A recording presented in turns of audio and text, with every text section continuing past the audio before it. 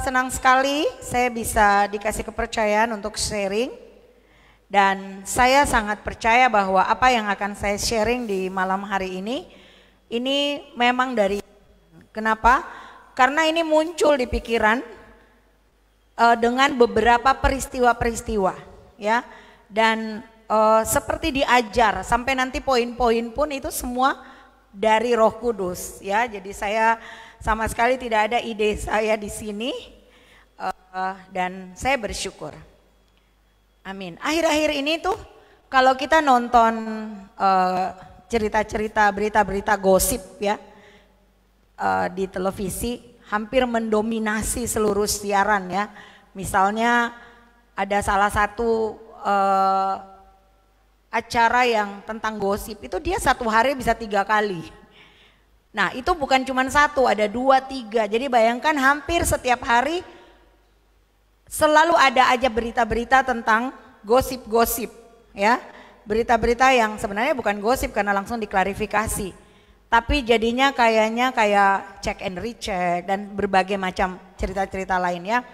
Yang sebagian besar dalam beberapa hari belakangan ini bicaranya tentang perceraian, ya.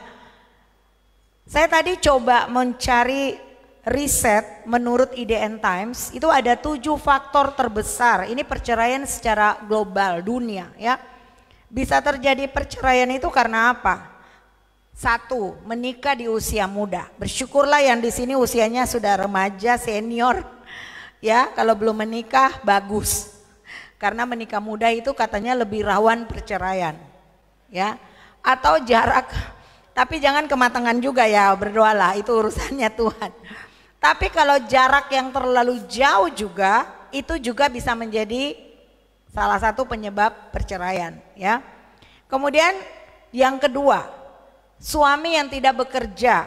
Nah, saya coba untuk alasan-alasan ini, nanti kita akan lihat, ya. Kalau kita ini kan adalah mempelai dan kita pasti harus mempersiapkan diri untuk menikah dengan mempelai kita. Jadi kalau bicara tentang usia yang muda, mungkin itu bicara tentang kita harus selalu dewasa, selalu naik step, kita harus progres untuk sampai pada titik di mana kita siap untuk menikah, ya.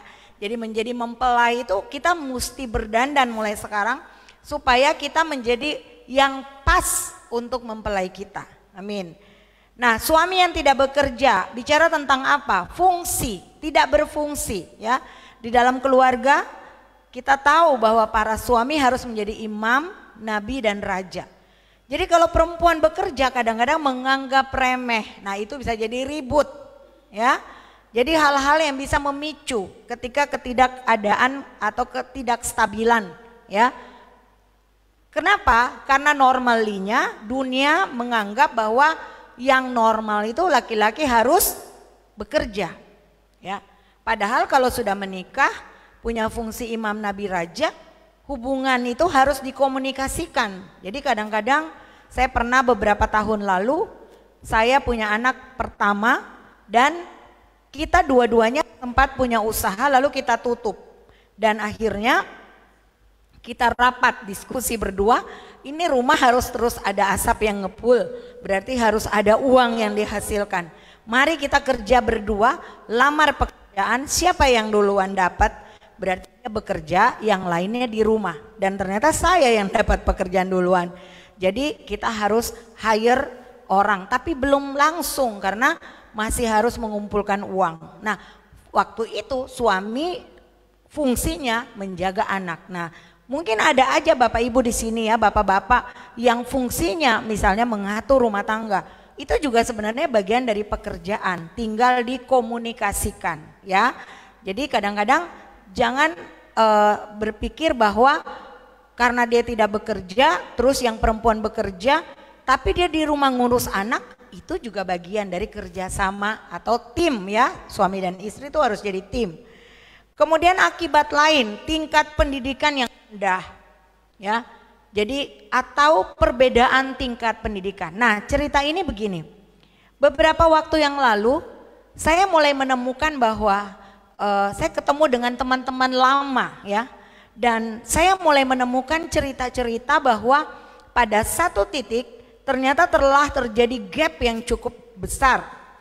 Waktu menikah sama-sama, sekolah selesai SMA. Ternyata di dalam perjalanan yang suami mendapat promosi di tempat kerja, akhirnya dia bisa naik jabatan. Ya, dia bisa sekolah lagi. Nah, masalah nih akan terjadi ketika yang perempuan di rumah dia nggak mengupgrade dirinya. Ya, ini kenyataan gitu, ini kisah nyata. Dan akhirnya ketika suaminya sudah menduduki posisi-posisi penting, dia mulai ngerasa ada masalah karena dia nggak bisa mengkomunikasikan masalah kantor dengan istrinya. Ya, ini masalah. Jadi ketika kita mulai masuk sebuah pernikahan, maka sebenarnya dua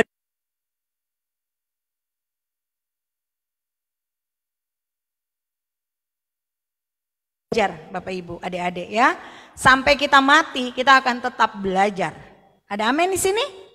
Ya, tidak ada yang bisa bilang, aku udah paling tahu sifat suami, aku udah paling tahu sifat istri, aku udah paling tahu sifat anak, aku udah paling tahu sifat orang tua, aku udah paling tahu apapun itu. Kita harus terus belajar. Belajar. Sama dengan Tuhan. Kita akan terus berproses. Naik dulu. Kalau nggak ada uang langsung lari sana sini mulai cari. Kalau nggak ada uang langsung jual sana sini langsung, aksinya langsung. Tapi mulai kenal Tuhan, mulai lain. Waktu nggak ada uang diam, berdoa, masih panik, masih kalut, masih galau, tapi proses lagi.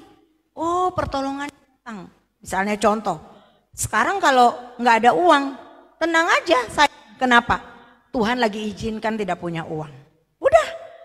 Terus kapan berakhirnya? Ya waktu uangnya datang. Berarti sudah selesai. Amin. Jadi selalu ada proses dalam hidup kita dengan. Amin. Nah, kemudian hal-hal yang bisa menyebabkan perceraian, tidak saling menghargai, tidak menghormati satu dengan yang lain. Rutinitas, kebiasaan itu akhirnya membuat biasa. Ada yang masih pacaran aja sudah maki-maki, itu udah nggak bagus untuk dibawa lanjut ya.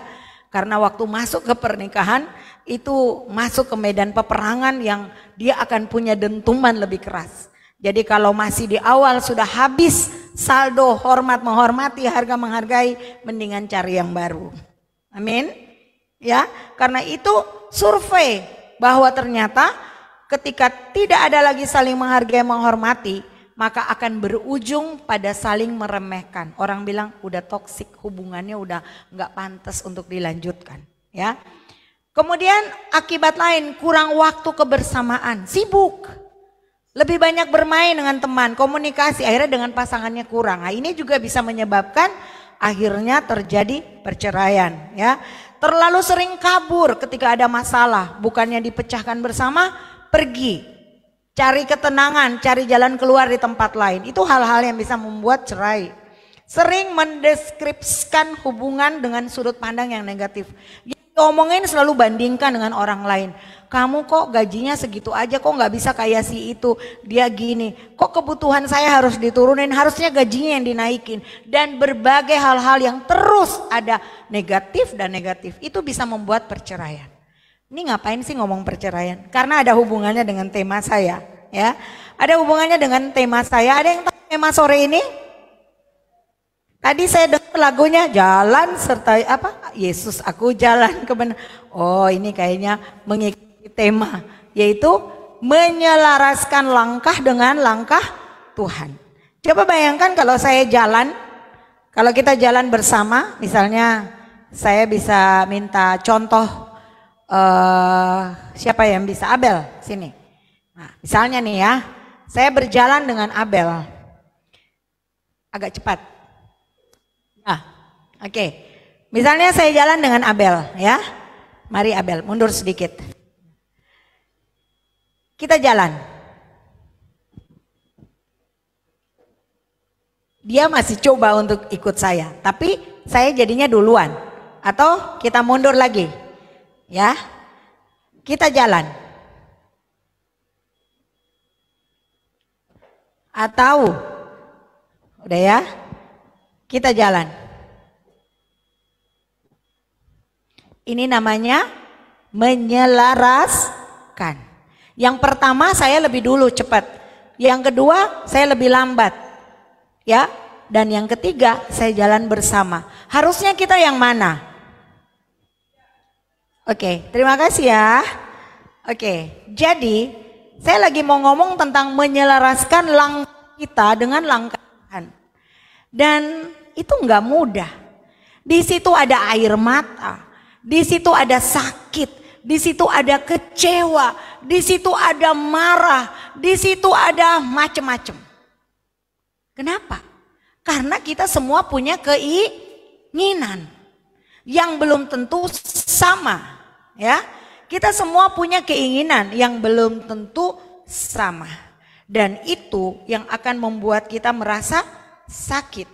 Ya, jadi saya ingin ngomong bahwa menurut kata menyelaraskan itu sendiri dari kata dasar selaras yang berarti menyesuaikan, ya, supaya selaras, sesuai, serasi, senada, seirama, menyesuaikan. Itu kata yang berarti menyelaraskan itu.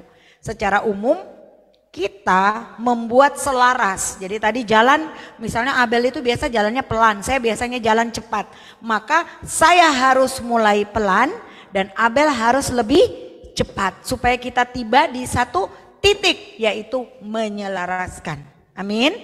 Secara umum dapat diartikan kita membuat selaras, kita membuat sesuai, senada, atau seirama dengan Tuhan. Apa itu mudah? Tadi saya bilang.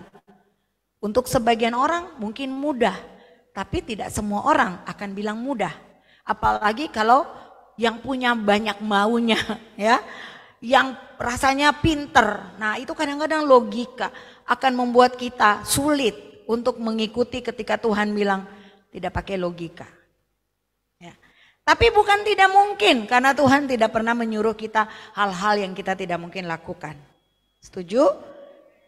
Yang menjadi problem adalah keinginan bebas kita atau free will, yang sebenarnya maksud Tuhan agar kita memilih dan menyembahnya dengan cinta. Bukan karena dipaksa, bukan karena kita diciptakan, kita nggak punya kehendak, akhirnya kita ikut saja. Bukan kayak meja ini yang tinggal dibawa ke sana sini, ya. Tetapi kita punya keinginan dan kehendak, dan Tuhan sangat menghargai itu. Amin, ya. Mari kita lihat sebentar.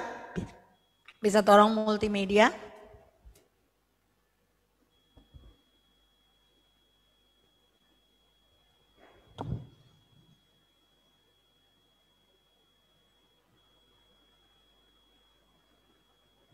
Suaranya.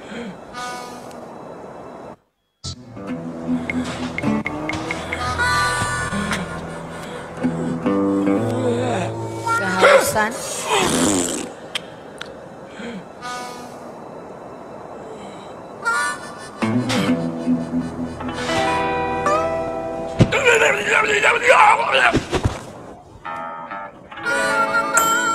Doa.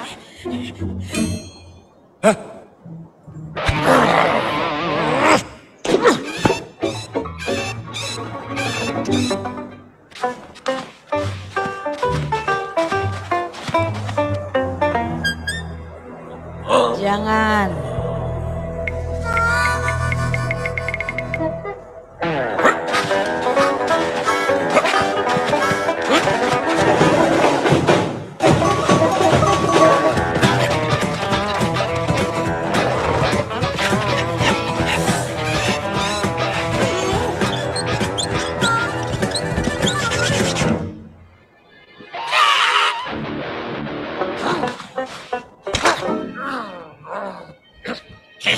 Tetap maksa.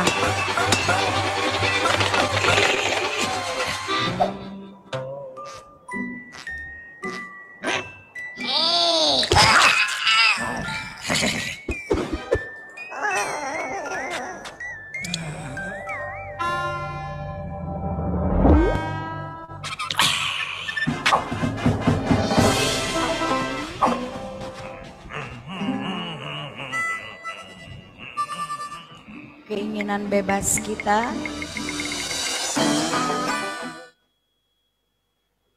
Ini di dalam Yesaya 55 ayat 8 sampai 9 ya.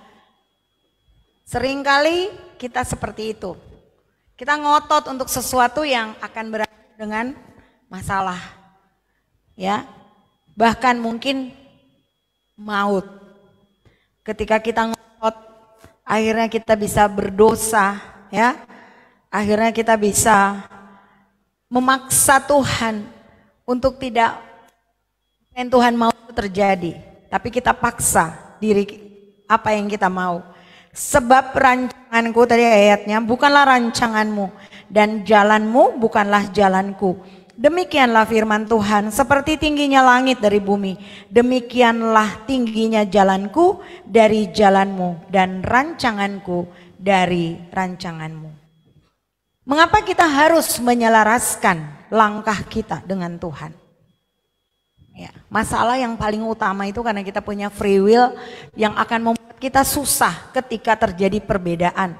Yang Tuhan mau A, kita mau B. Tadi kita lihat ya. Tetapi kita perlu untuk menyelaraskan. Mengapa? Karena pertama, kita punya tujuan yang sama. Katakan, kita punya tujuan yang sama. Kita punya tujuan yang sama. Katakan. Tujuan yang sama dengan siapa? Dengan Tuhan. Bapak Ibu, adik-adik di sini, ketika seseorang mau menikah, itu mereka punya tujuan yang sama. Mereka punya mimpi yang sama, mereka punya cita-cita yang sama. Tapi ternyata dalam perjalanan, tujuan itu bisa berubah. Sudah tidak menjadi tujuan bersama lagi, gitu. Nah, begitu juga kita dengan Tuhan. Kita masih punya tujuan yang sama atau tidak? Itu tergantung kita, karena Tuhan itu sangat jelas mau dibawa kemana hubungan kita, itu jelas. Tuhan punya jelas mau dibawa kemana, ya. Di dalam Yohanes 14 ayat 3 dikatakan, dan apabila aku telah pergi ke situ, sebentar lagi kita akan memperingati yang namanya kenaikan Tuhan Yesus. Dan kita tahu kenapa dia harus naik, karena jawabannya ini. Dia menyediakan tempat supaya di mana Tuhan Yesus berada, di situ juga kita berada. Tujuan kita sama. Ada di sini yang punya tujuan bukan di surga? Ada di sini yang punya tujuan neraka? Tentu tidak. Ya, berarti kita punya tujuan yang sama. Dan untuk punya tujuan yang sama, kita pasti harus menyelaraskan langkah kita dengan Tuhan. Setuju? Yohanes 3 ayat 16 dikatakan, karena begitu besar kasih Allah akan dunia ini yang dibilang jelas, ya, Tuhan maunya bersama-sama dengan kita. Sehingga ia telah mengaruniakan anaknya yang tunggal, supaya setiap orang yang percaya kepadanya tidak binasa, melainkan beroleh hidup yang kekal. Kita adalah mempelainya Tuhan. Setuju? Ada di dalam Alkitab. Dan akhir dari hidup kita adalah menikah bersama dengan sang mempelai itu. Hidup selama-lamanya, ya. Wahyu 21 ayat 9, maka datanglah seorang dari ketujuh malaikat yang memegang ketujuh cawan yang penuh dengan ketujuh malaikat terakhir itu. Lalu ia berkata kepadaku, katanya, marilah ke sini, aku akan menunjukkan kepadamu pengantin perempuan mempelai anak domba. Siapa mempelai itu? Gereja Tuhan. Siapa gereja Tuhan? Saudara dan saya. Ingat, arti gereja bukan cuma gedung, tapi kita juga adalah gereja. Kita adalah mempelainya Tuhan. Amin, ya. Dan Wahyu 19 ayat 7. Marilah kita bersukacita dan bersorak-sorai dan memuliakan Dia, karena hari perkawinan anak domba telah tiba dan pengantinnya telah siap sedia. Bapak Ibu, ingin jadi mempelai Tuhan Yesus? Nggak bisa asal. Kita harus menyesuaikan langkah kita dengan langkah pengantin kita, mempelai kita. Amin. Ya, di dalam Wahyu 21 ayat 2, dan aku melihat kota yang kudus, Yerusalem yang baru, turun dari sorga, dari Allah, yang berhias bagaikan pengantin perempuan yang berdandan untuk suaminya. Menyelaraskan langkah dengan Tuhan berarti kita harus mengikuti apa yang Tuhan mau. Setuju? Dan bagaimana kita bisa tahu apa yang Tuhan mau? Melalui firman-Nya. Kenapa kita harus menyelaraskan? Karena kita punya tujuan yang sama. Menjadi mempelai Kristus, hidup bahagia di Yerusalem yang baru, langit yang baru, bumi yang baru. Amin. Selama-lamanya bersama Bapa kita. Yang kedua, mengapa kita harus menyelaraskan langkah kita?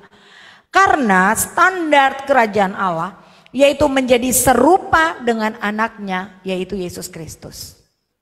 Saya pernah bilang, kita punya anjing ya, yang beberapa di sini ya, masih ya ada anjingnya ya. Seberapapun sayangnya, apakah mungkin dia menjadi sejenis dengan yang memeliharanya? Atau diangkat marganya, ikut marga siapa? Ya, tidak. Kenapa? Tidak sejenis. Nah, ketika kita menjadi mempelai Tuhan, kita itu harus sejenis. Harus standarnya sama dengan standar sang mempelai. Ide awal kita diciptakan adalah segambar dan serupa dengan Allah. Setuju? Di dalam Kejadian 1 ayat 26 berfirmanlah Allah, baiklah kita menjadikan manusia menurut gambar dan rupa kita, supaya mereka berkuasa atas ikan-ikan di laut dan burung-burung di udara dan atas ternak dan atas seluruh bumi dan atas segala binatang melata yang merayap di bumi. Waktu kita diciptakan, posisi kita itu, manusia itu ada di bawahnya Allah, ya, Tuhan Allah, manusia, malaikat, kemudian iblis. Tetapi ketika Kejadian 3 terjadi, manusia jatuh ke dalam dosa. Lalu ada tulisan di Alkitab, Allah datang mendatangi di satu sore, memanggil Adam, Adam, di manakah engkau? Itu bicara tentang Tuhan sedang mempertanyakan posisi Adam yang waktu saat dia berdosa, secara automatically dia turun menjadi di bawah iblis. Jadi akhirnya urutannya Tuhan Allah, kemudian malaikat, kemudian iblis, baru manusia. Makanya kita hidup di bawah kutuk.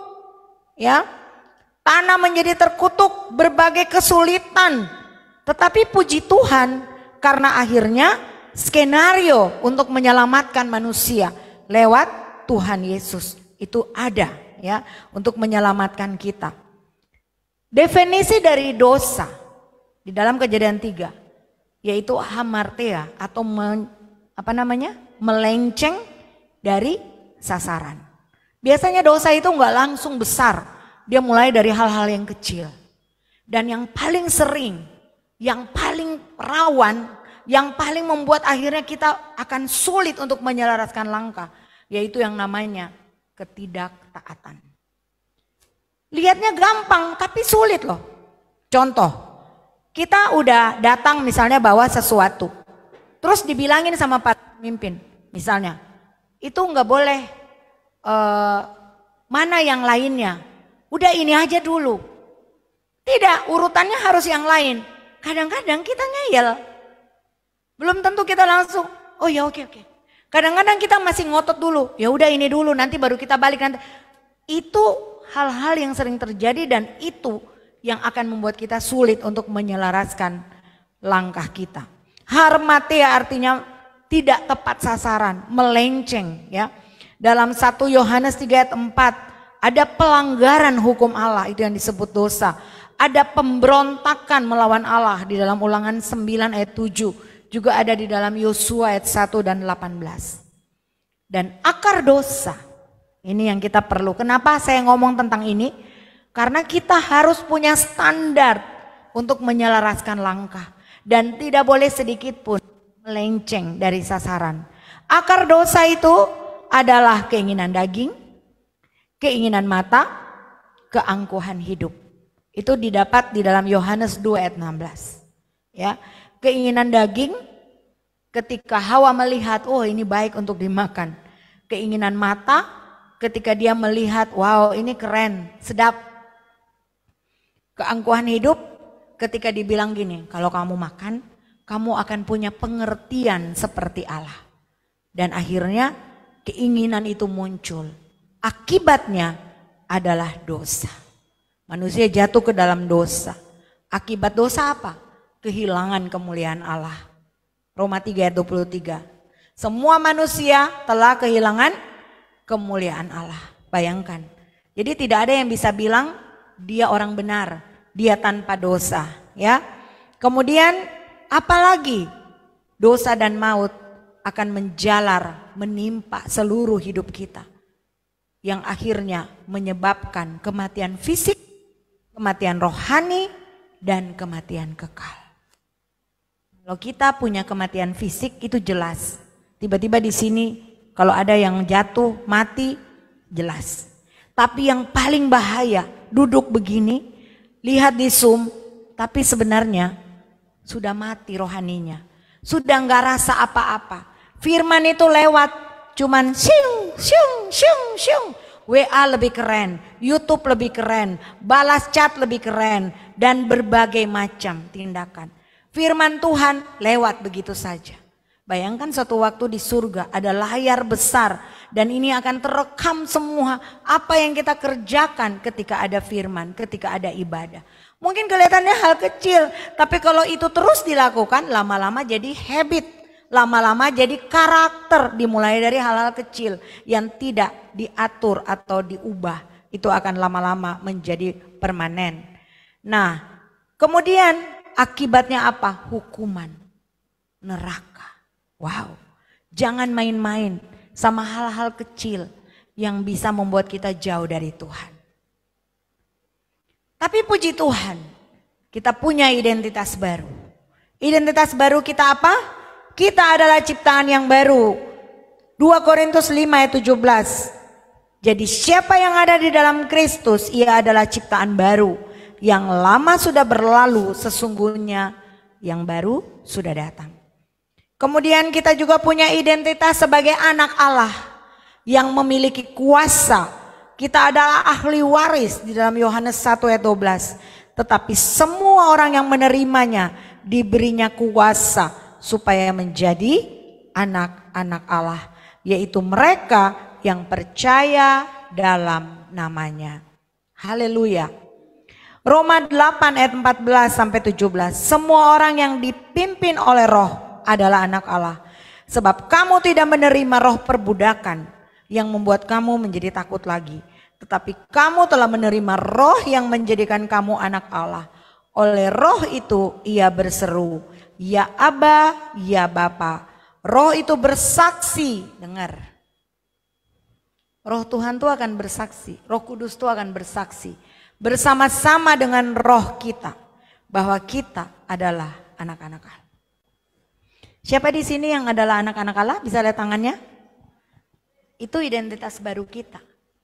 Dan anak-anak Allah, kalau kita bilang kita adalah anak-anak Allah, hidup kita pasti berbeda. Kita pasti punya kuasa. Kita mengerti untuk apa kuasa itu diberikan. Amin.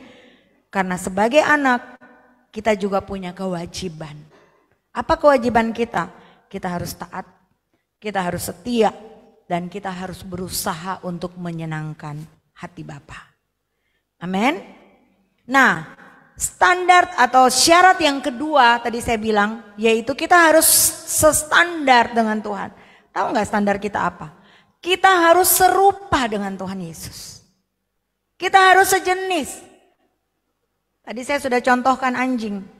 Dia tidak sejenis.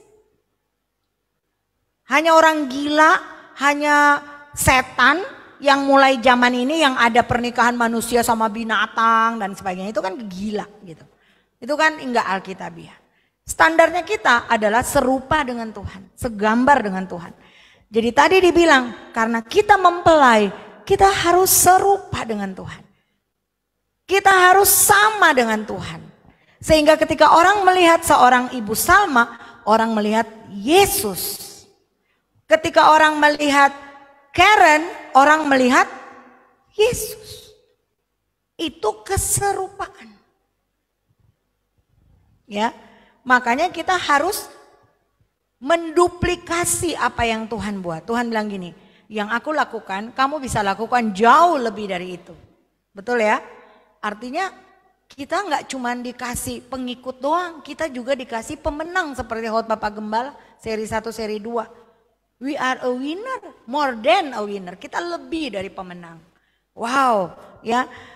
Roma 8 ayat 29, sebab semua orang yang dipilihnya dari semula, mereka juga ditentukannya dari semula untuk menjadi serupa dengan gambaran anaknya, supaya ia anaknya itu menjadi sulung di antara banyak saudara. Yang kedua, Roma 12 ayat 2 dikatakan, janganlah kamu menjadi serupa dengan dunia ini, tapi berubahlah oleh pembaruan budimu. Saya baca ada kayak literatur gitu. Terus dia bilang gini, saat ini semua orang kebanyakan punya yang namanya standar kecantikan. Rata-rata yang cantik itu dibilang kulit putih, rambutnya lurus, matanya belok, hidungnya mancung. Jadi kalau yang ada itu dia udah insecure sendiri. Waduh, kalau dia ada uang dia operasi. Kayaknya saya kalau insecure banyak banget ya, saya harus operasi. Tapi kita harus bersyukur karena standar beauty-nya kerajaan Allah itu tentang apa yang ada di dalam kita. Inner beauty kita lebih penting dari apa yang di luar.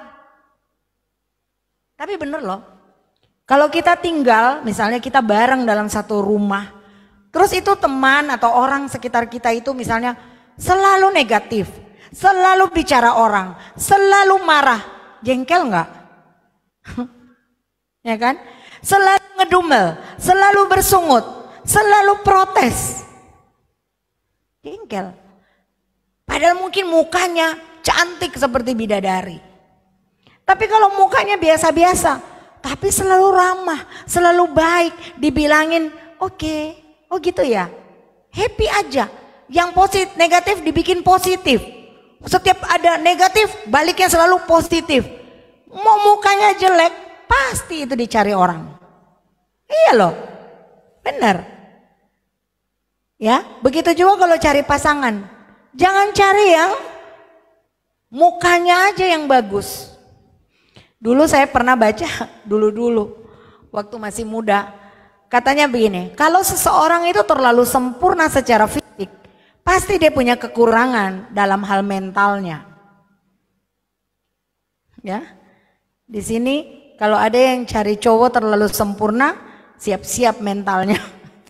Idaji, sekarang banyak kok yang ganteng luar, ganteng dalam juga. Apalagi di CKF.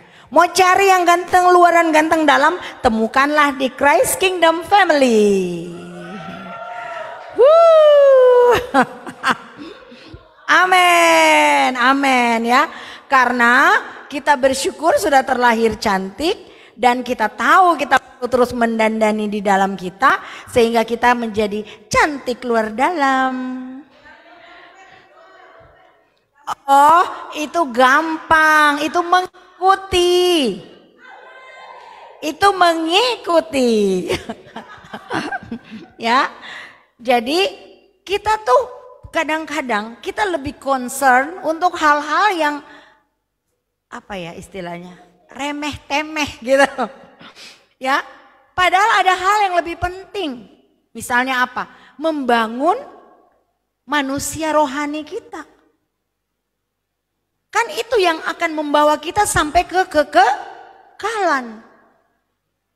Secantik-cantiknya saya berusaha untuk pakai apapun yang dia punya prinsip menua secara indah.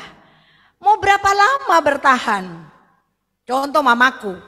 Mau cantik kayak apa? Udah 90 tahun, udah rentak. Ya. Tapi yang akan terus membuat orang senang ketika kita punya sifat yang menyenangkan. Ya. Yang coba gini, bayangkan kalau kalian nggak ada, kita nggak ada, pribadi-pribadi di sini nggak ada, kira-kira lingkungan kalian tuh akan ngomong gini, aduh syukur deh dia mati cepet, atau aduh aku masih rindu dia. Itu kan tergantung troublemaker, zero man, atau history. Iya loh. Jadi setiap hari itu kita harus bisa gini loh.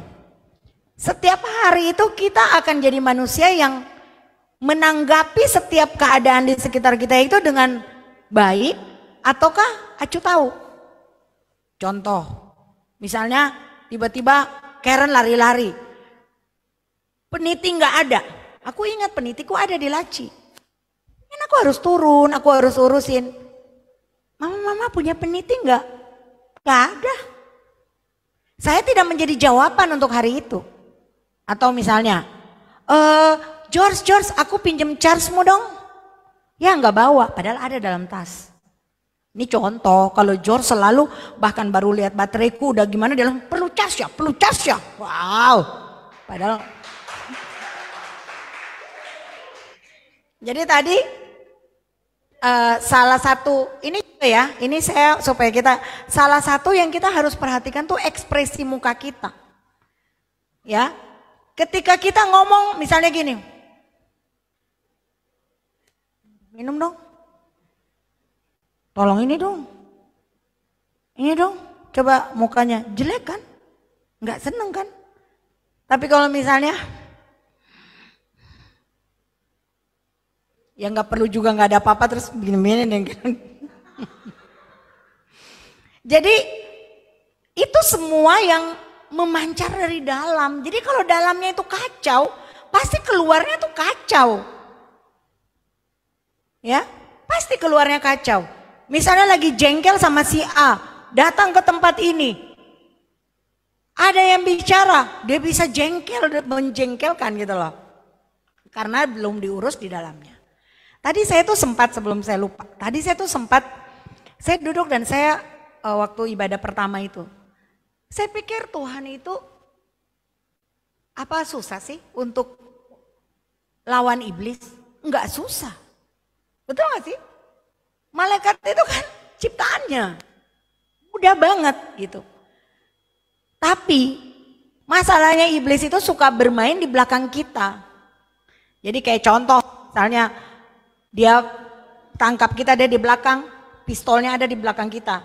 Terus dia taruh di depan, ayo tembak. Nggak bakalan Tuhan tembak kita. Karena ada kasihnya. Jadi kita perlu menyelaraskan langkah kita. Karena ada standar untuk masuk di dalam perkawinan anak domba itu. Karena ada standar untuk masuk ke dalam surga itu. Karena ada standar untuk masuk di dalam kerajaan Allah itu. Dan apa standarnya? Keserupaan dengan Tuhan. Sejenis dengan Tuhan. Setuju? Mari kita dandani diri kita sesuai dengan Tuhan. Dikatakan di dalam Alkitab bahwa kita harus perlu mati. Kita dipanggil juga untuk mati dan dibangkitkan. Kita dipanggil juga untuk menderita bersama-sama dengan Dia. Amin. Jadi kita nggak akan hidup tuh seneng-seneng aja. Karena bicara tentang dandanan, bicara tentang perhiasan, itu kan bicara tentang proses yang terus-menerus di dalam hidup kita. Menjadi keserupaan. Makanya dibilang gini, berubahlah oleh pembaharuan budimu sehingga kamu dapat membedakan mana kehendak Allah. Apa yang baik, apa yang berkenan, dan apa yang sempurna. Kita tidak konform, artinya sesuai dengan dunia. Tadi saya bilang beauty standarnya dunia harus kayak gitu. Tidak. Kita tidak perlu ikut itu. Beauty standar kerajaan Allah adalah mempelainya yang punya hati, yang betul-betul berkarakter Kristus. Karena coba deh renungkan, ngapain kita dikasih izin proses dalam hidup kalau bukan tujuannya untuk membuat karakter-karakter kita sesuai dengan apa yang Tuhan mau. Amin. Jadi mari kita benahi diri kita. 2 Korintus 3 ayat 18. Ini kebetulan ya, masalah pas saya khotbah. Ini di sini nggak bisa kelihatan ayat ya. Untung ya tadi saya catat-catat. Ini di sini nggak ada ya, cuman bisa di atas ya di media. Nah, misalnya kemudian di dalam 2 Korintus 3 ayat 18. Dan kita semua mencerminkan kemuliaan Tuhan dengan muka yang tidak berselubung. Dan karena kemuliaan itu datangnya dari Tuhan yang adalah roh, maka kita diubah menjadi apa? Serupa dengan gambarnya dalam kemuliaan yang semakin besar. Filipi 3 ayat 10. Yang ku kehendaki ialah mengenal Dia dan kuasa kebangkitannya. Filipi. Dan persekutuan dalam penderitaannya. Di mana aku menjadi serupa dengan Dia dalam kematiannya.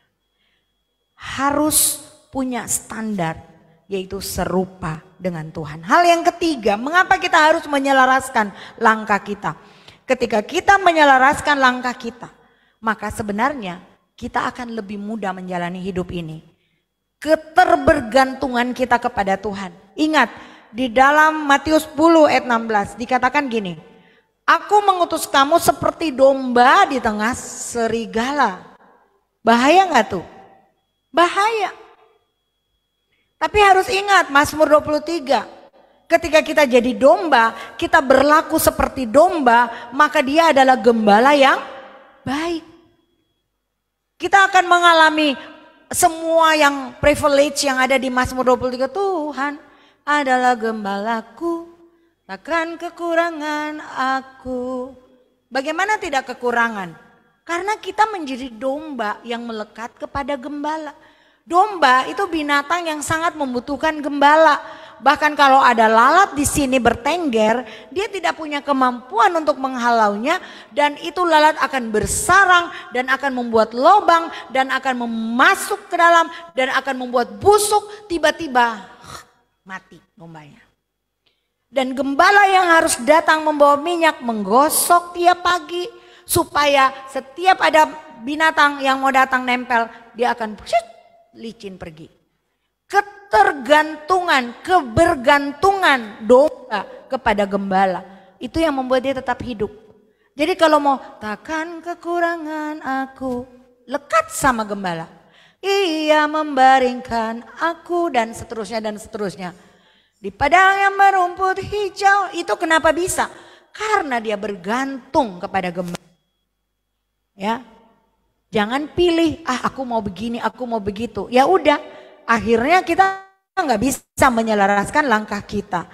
Di dalam Matius 11 ayat 29 dikatakan, pikulah kuk yang kupasang dan belajarlah padaku, karena aku lemah.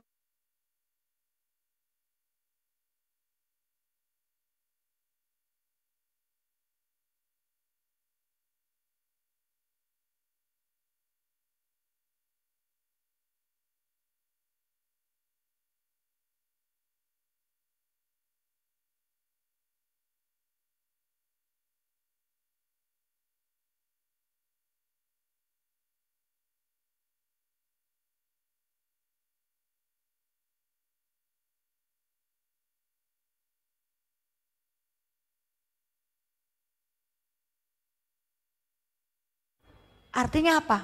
Artinya kita bodoh. Artinya kita mau coba mengandalkan kekuatan diri kita sendiri. Yang akan terjadi apa? Gak akan bisa. Wow, ya. Kita perlu, karena dikatakan di dalam Matius 11 ayat 30, sebab kuk yang kupasang itu enak dan bebanku pun ringan. Kenapa bisa?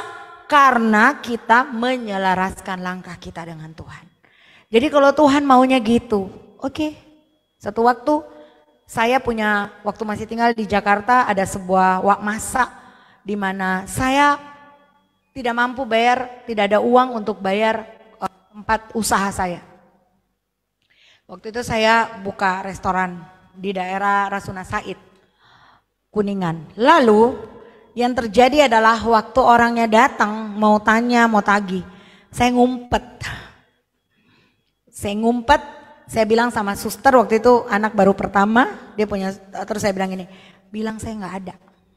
Terus saya ngumpet, jadi orangnya bilang, oh nanti kasih tahu Mbak Yoma ya kalau saya datang. Oke. Begitu orangnya pergi, hati saya tuh langsung kayak gini, kok lu pengecut ya? Karena saya selalu tuh dulu Ini dulu ya, puji Tuhan bisa dikasih kesempatan berubah. Dulu kalau ada yang nggak bicara yang aneh-aneh atau muka nggak enak atau gimana, saya pasti datangin, kenapa? Kenapa lu? Pasti saya begitu. Oh saya gini, nggak usah bicara, mari kita tonjok-tonjok aja. Karena saya menganggap itu banci yang pakai mulut. Mari kita baku pukul aja, gitu. Jadi dulu kalau misalnya ada yang mulai gimana, kenapa? Aku punya salah apa buat kamu? Aku punya salah apa? Baik, ini tuh preman, bayangin ya. Dan saya selalu gini, nggak usah bacot-bacot, mari sini, mari kita mau kupukul. Ya, itu dulu. Sekarang mah ditempeleng pipi kiri, kasih pipi.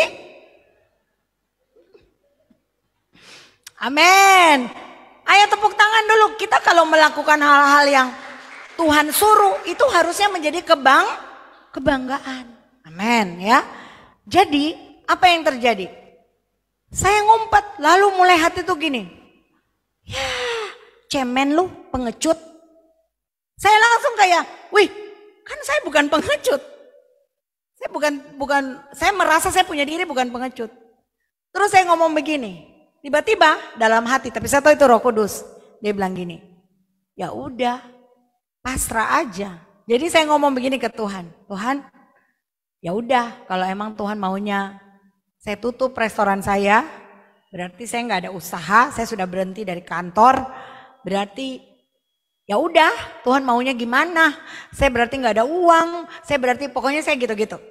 Terus hatinya gini, ya udah kan kamu percaya sama Tuhan. Iya, tahu nggak Bapak Ibu? Itu nggak sampai lama, itu nggak sampai setengah jam.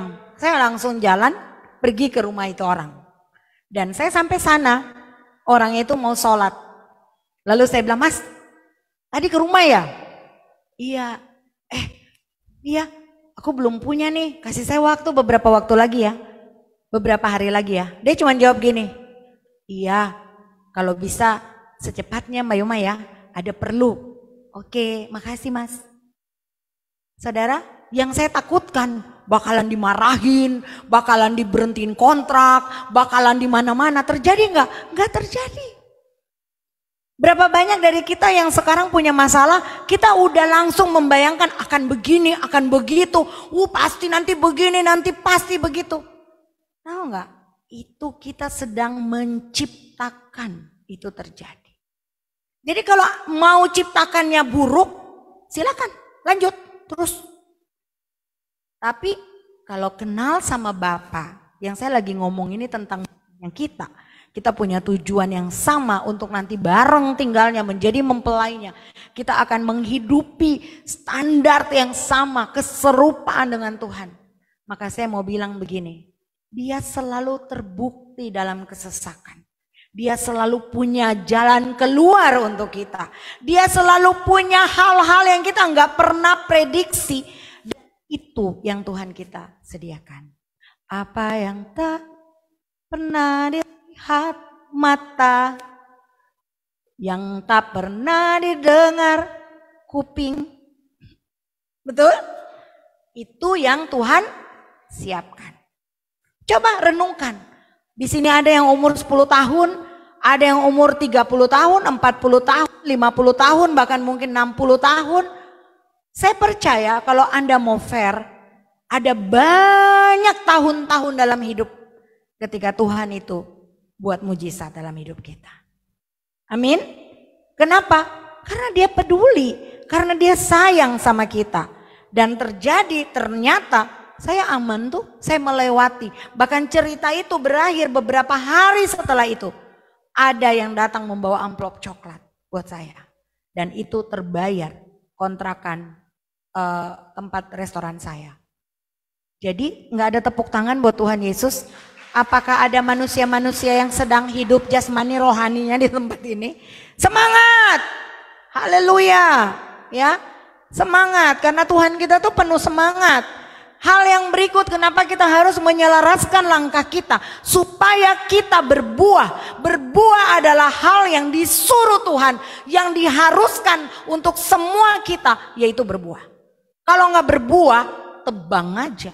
Ngapain lu hidup habis-habisin oksigen? Ngapain lu hidup bikin tanah ini jadi kering, bikin tambah banyak saingan orang hidup, bikin susah. Karena itu kita perlu apa? Kita perlu apa? Oh, di sini tidak mendengar dengan baik. Kita harus berbuah. Kita harus apa Bapak Ibu? Kalau ngomong-ngomong begini harus semangat supaya dia masuk ke dalam roh. Itu diingatkan dan selalu mengingat. Jadi nggak cukup. Pokoknya saya hidup, saya sekolah, saya dapat ijazah, saya bekerja, saya dapat jodoh, saya menikah, saya punya anak, saya besarin anak, lalu saya siap mati.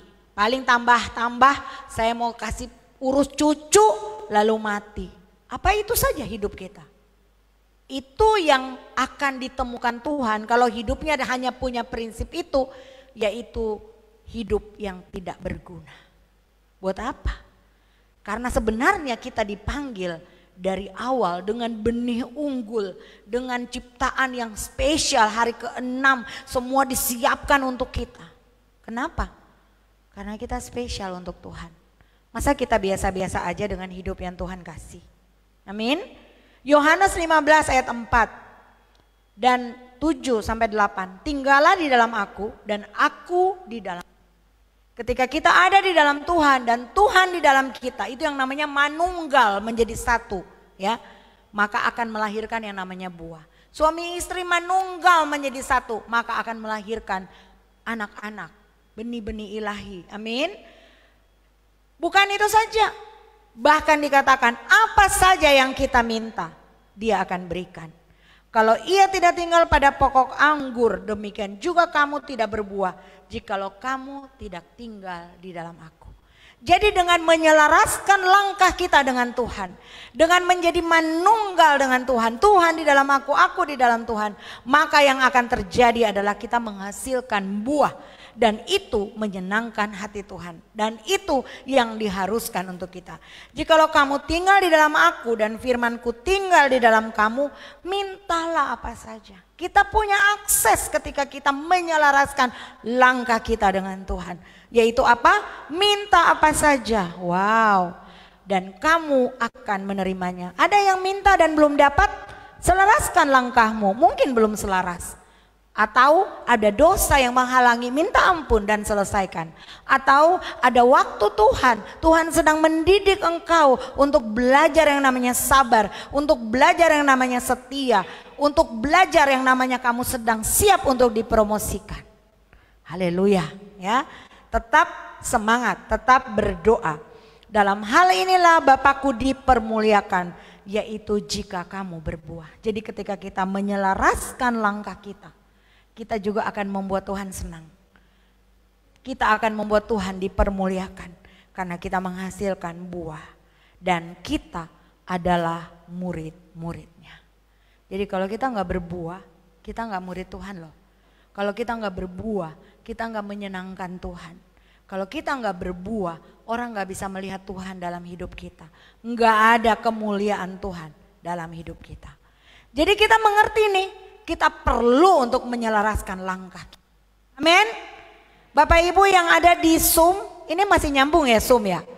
Bapak Ibu bisa tulis, kita perlu menyelaraskan langkah kita. Ya, kenapa kita perlu? Karena pertama, dengan kita menyelaraskan langkah, kita punya tujuan yang sama. Apa tujuan kita? Kita mau bersama-sama dengan Tuhan. Kita perlu menyelaraskan langkah kita. Karena kita punya standar, surga punya standar, kita akan jadi mempelainya Tuhan. Dan tingkatannya harus menjadi serupa dengan Tuhan. Kenapa kita harus menyelaraskan langkah kita? Karena itu akan memudahkan jalan kita. Tuhan akan menolong kita. Kita akan terus dibantu oleh Tuhan. Dan apa yang terjadi? Kita juga akan menghasilkan buah. Ketika kita menyelaraskan. Lalu pertanyaannya, bagaimana kita menyelaraskan? Wow, saya senang sekali karena waktu saya renungkan ini, saya mendapat sesuatu yang luar biasa. Saya pertama mengerti bahwa yang perlu kita lakukan adalah kita harus punya hubungan dengan Tuhan. Betul nggak? Ketika kita mau menyelaraskan langkah, kita harus punya hubungan dong. Ya, kita harus selalu ada dekat Tuhan. Kita selalu punya hubungan dengan Tuhan. Kita harus punya komitmen dengan kerajaan Allah. Wow, keren ya. Dan saya catat karena ini saya dapat malam. Ya, kita perlu untuk punya hubungan dengan Tuhan. Hubungan yang kayak gimana? Bisa diputar, Kakak? Jadi mungkin saja saat ini kadang-kadang kita seenaknya ya. Mari kita lihat ya. Kita harus seperti apa? Karena ternyata ketika kita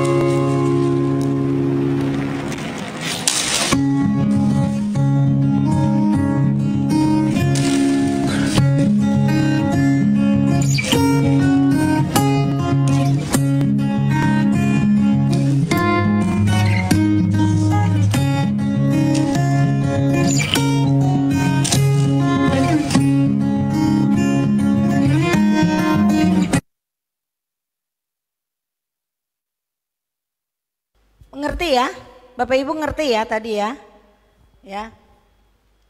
Itu yang beberapa kali kalau Pak Luther ngomong bilang begini, jangan ada masalah baru kita mulai doa, ngerti ya. Tapi dibangun dari sekarang, sehingga waktu ada masalah dia nggak akan mempengaruhi kita. Amin, ya.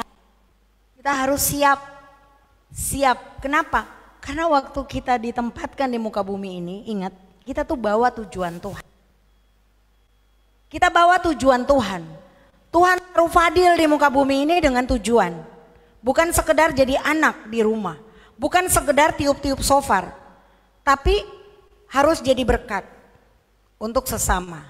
Ya, ingat, orang harus lihat Tuhan di dalam Fadil. Jangan orang lihat, dia gamers. Yang selalu dilatih siang malam pagi petang, di WC pun dia latih ya untuk jadi gamers. Salah enggak? Kalau itu lebih dari Tuhan itu salah. Itu salah. Apalagi kalau itu bisa mengalahkan Tuhan, itu salah. Gitu. Saya baca anak-anak yang paling hari-hari ini survei membuktikan anak-anak yang selalu punya aura marah itu karena waktu bermain game atau melihat layar HP itu lebih dari 6 jam per hari. Dan itu menciptakan emosionalnya tuh nggak normal. Jadi baru orang tua baru, dia udah, kenapa sih? Padahal belum apa-apa. Padahal belum apa-apa. Oh kalau di sini enggak, di sini tuh orang tuanya model saya yang, kamu ngapain sih gitu gini? Oh enggak kok. Oh begini mama. Di sini tuh kayak gitu. Bapak Ibu yang di Zoom asal tahu itu CKF. Yang tadi saya bilang paket komplit. Mau tahu? Datang nanti di summit. Oke? Pengen lihat tuh yang paket komplit. Ayo. Makassar menunggu Anda. Healing and Prophecy Summit. Keren, keren. Acaranya keren. Sekalian promosi. Ya. Jadi kalau mau lihat misalnya sering diomongin. Ada Banshi, ada Bella, ada Fadil, ada si Bu Salma, ada ini. Mau kenal? Come. Kok di sini nggak ada yang tepuk tangan ya? Kok di sini santai semua ini mau? Ya. Shalom semua yang ada di sana. Jadi film tadi berkisah tentang apa? Ketika kita mempersiapkan diri, karena kita nggak pernah tahu apa yang akan datang tiba-tiba dalam hidup kita. Kita nggak pernah tahu tiba-tiba kita datang di sebuah ruangan ada orang tiba-tiba marah-marah atau tiba-tiba orang maki-maki. Reaksi kita akan menunjukkan, oh kasihan botolnya kosong. Nggak pernah doa, nggak pernah baca Alkitab. Ketika tiba-tiba ada sesuatu yang terjadi, orang cerita. Bu Yoma ngomongnya kenceng. Emang kenapa kalau kenceng?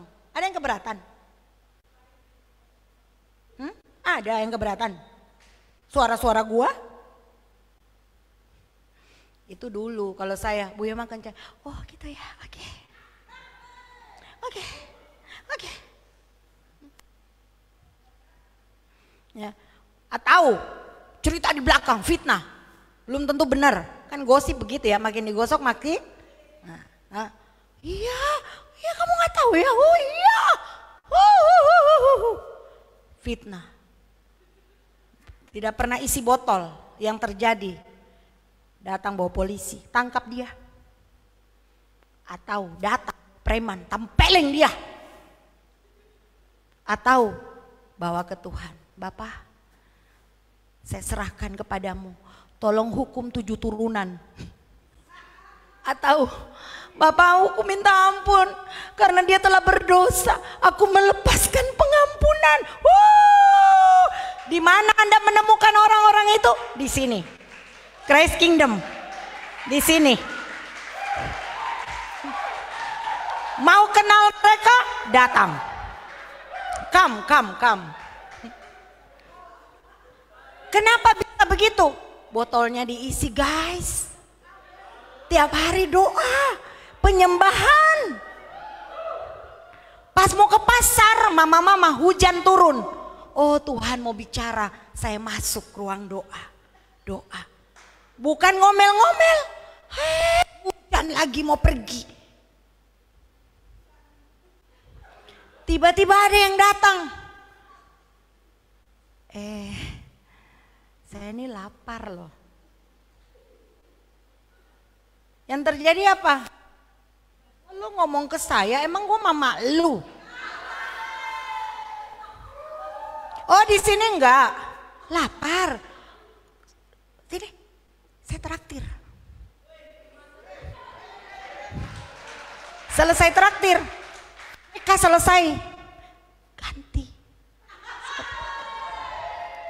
Di sini enggak, di sini ini selalu memberi. Mau kenal, datang. Kalau dengar khotbah, catat semua. Mau lihat, aku balikin kameranya. Lagi catat semua. Yang cowok-cowok nggak ada yang pegang HP main-main game, nggak ada. Itu udah enggak. Karena mereka takut sama namanya kusta putih. Itu bisa terjadi. Lagi main-main game, tiba-tiba tangannya putih. Di sini enggak. Di sini aman. I'm sure about that. Aku pastikan itu. Ya. Nah, jadi kita semua siap untuk menyelaraskan langkah kita. Saya bilang tadi isi botol hubungan. Tahu nggak yang saya dapat? Kita punya hubungan levelnya itu sampai namanya encounter with God. Tahu nggak encounter with God? Sampai ketemu Tuhan. Jadi bukan isi-isian kayak tadi, no. Lebih dari itu. Bukan cuma doa-doaan, nanti jadi agamawi. Akhirnya lihat. Dia nggak doa, saya doa. agamawi. Bukan di soal itu yang terjadi. Yang harus dilihat apa? Perubahan gaya hidup. Dan hanya terjadi ketika kita bisa ketemu Tuhan. Ada amin di sini? Ketemu Tuhan, encounter with God. Karena ternyata kalau Anda baca kisah para rasul, Anda baca Alkitab dari Kejadian sampai Wahyu, orang-orang yang dipakai Tuhan adalah orang-orang yang mengalami yang namanya encounter with God. Pertanyaannya kapan? Khotbah ini tiba-tiba, iya ya, aku mungkin kenapa khotbahnya bisa begitu? Aku ini kayaknya pelit, aku harus rubah. Itu namanya sesuatu telah terjadi di dalam pola pikirmu, metanoia, perubahan paradigma. Karena itu dimulai dari itu akan menghasilkan next. Kalian tahu apa yang terjadi setelah ketemu Tuhan? Ketika kita sadar akan sesuatu, aku nih terlalu ngomel-ngomel ya, mungkin aku agak kurangi.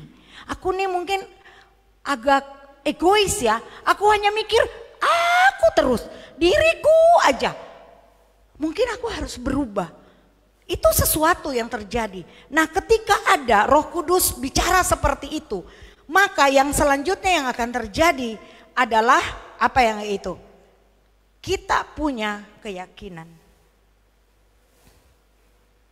Sebelum keyakinan, kita punya revelation. Apa itu? Kita punya yang namanya pewahyuan.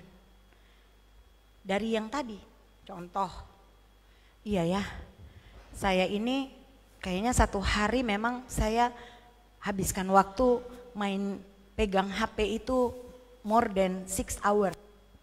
Lebih dari 6 jam. Ayo fair. Fair, sekolah berapa jam, sisanya berapa jam. Ini udah lebih dari saya ke Tuhan.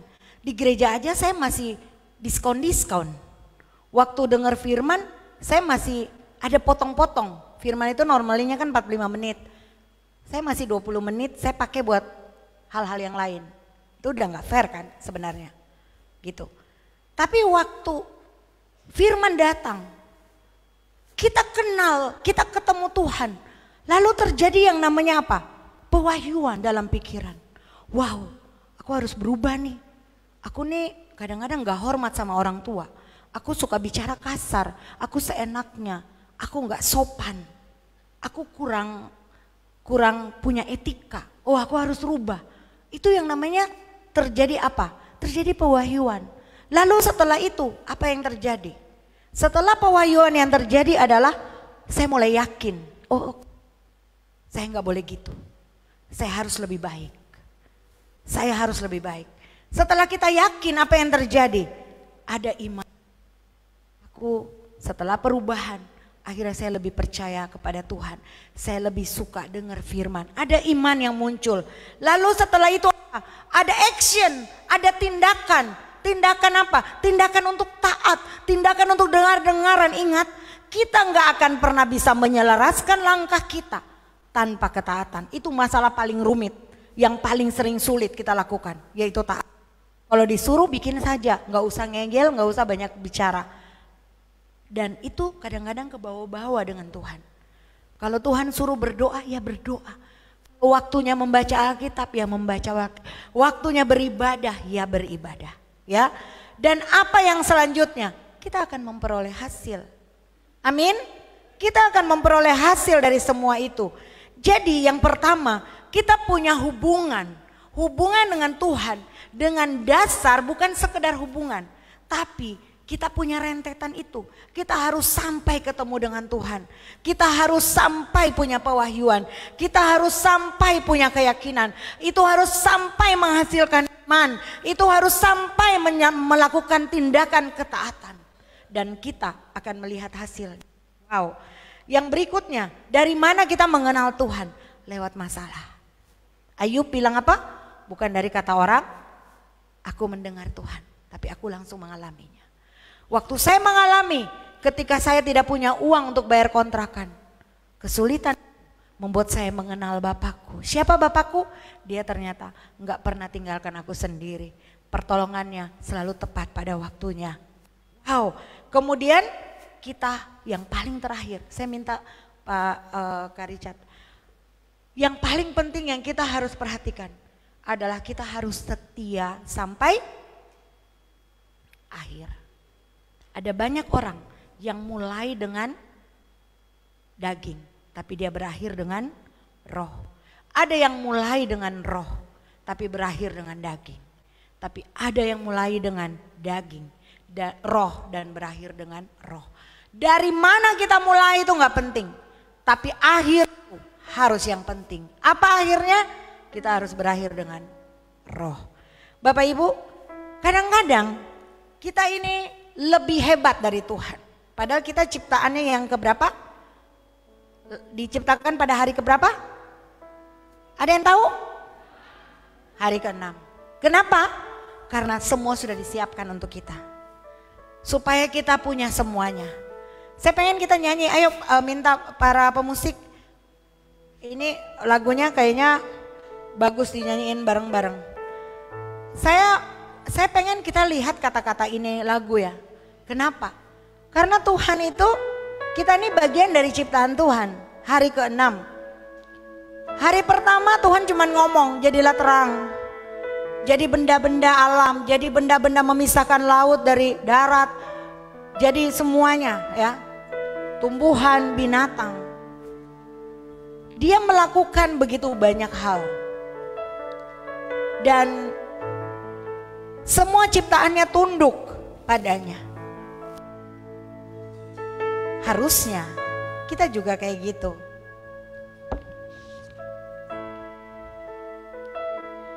And as you speak, 100 billions galaxies are born.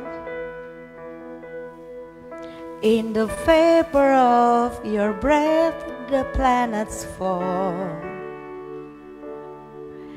If the stars were made to worship, so will I.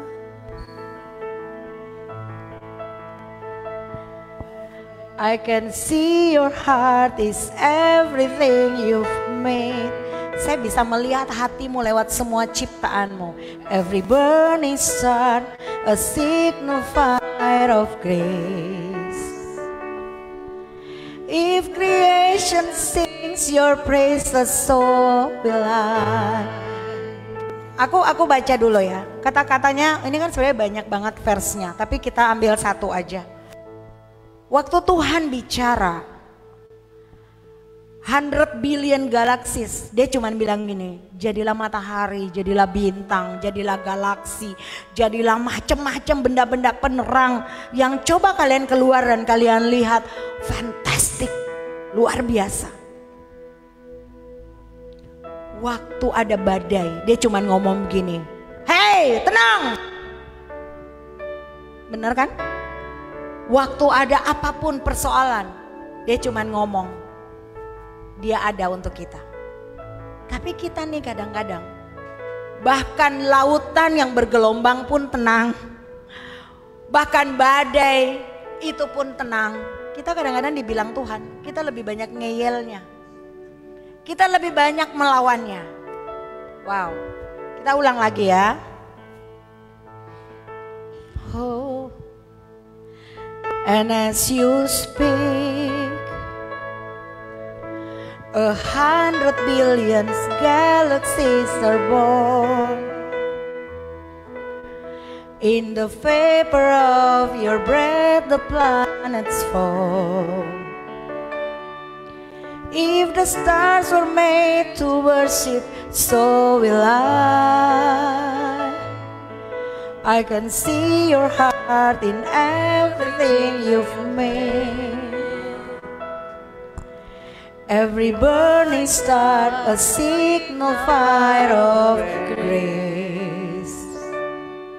If creation sings your praises, so will I. Nyanyi terus ya. Kalau ciptaannya yang lain, as you speak, nyanyi. Ya. Kalau ciptaannya yang lain saja, tunduk samanya. Kalau ciptaan dia yang lain, Tuhan punya ciptaan, tunduk sama Tuhan. Kenapa kita enggak? Makanya di sini dia bilang, saya juga. Oh, I can see your heart in everything you've made. Every burning star, a signal fire of grace.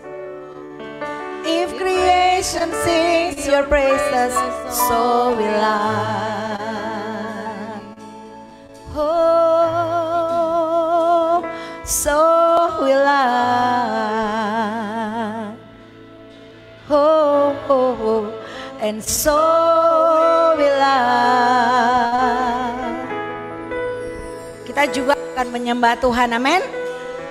So will I,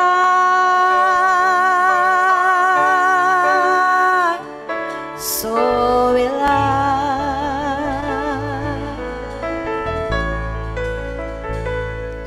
And as you speak, 100 billion galaxies are born. Oh. In the favor of your breath, the planets form. If the stars were made to worship, bintang diciptakan untuk menyembah Dia. Saya juga. I can see your heart in everything you made. Every burning star, a signal fire of grace. If creation sings your praises, so will I. Mari Bapak Ibu, saya undang bangkit berdiri. Mari kita ambil komitmen. Kita ambil komitmen di sore malam hari ini, bahwa kita akan menyelaraskan langkah kita dengan Tuhan.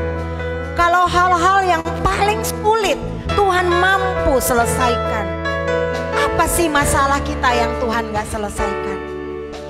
Dia minta hati kita, Dia minta cinta kita, Dia minta kasih kita kepadanya. Come on, balik ke cinta mula-mulamu. Ingat pertama kali Tuhan menyentuh hatimu. Apa yang Dia bilang? Apa yang kalian rasa?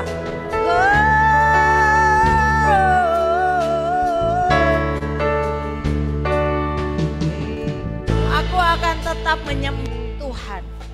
Aku akan tetap memuji Tuhan. Amin. Aku akan tetap menyelaraskan langkahku.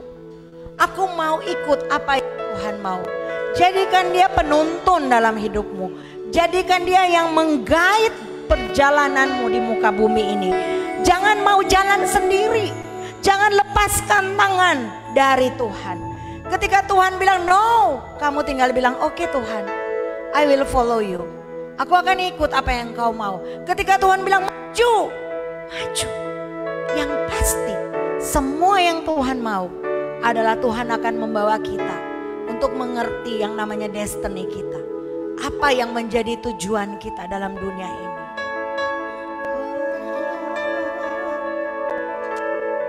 Mari semua sembah Tuhan. Ada begitu kuat rasanya urapan di tengah kita. Ada yang sudah kelelahan, datang kepadanya, datang kepadanya. Ada yang punya masalah dan rasanya seperti gunung. Ingat Tuhan, ingat Tuhan, ingat Tuhan. Oh ya tapakarala namasya tapakarala debahya tapakarala. Dia ada bagi kita, Dia menolong kita. Maralana koe tapakarala namaina layana mase. Maralana koe ralana maina layana mase. Ya ralana koe.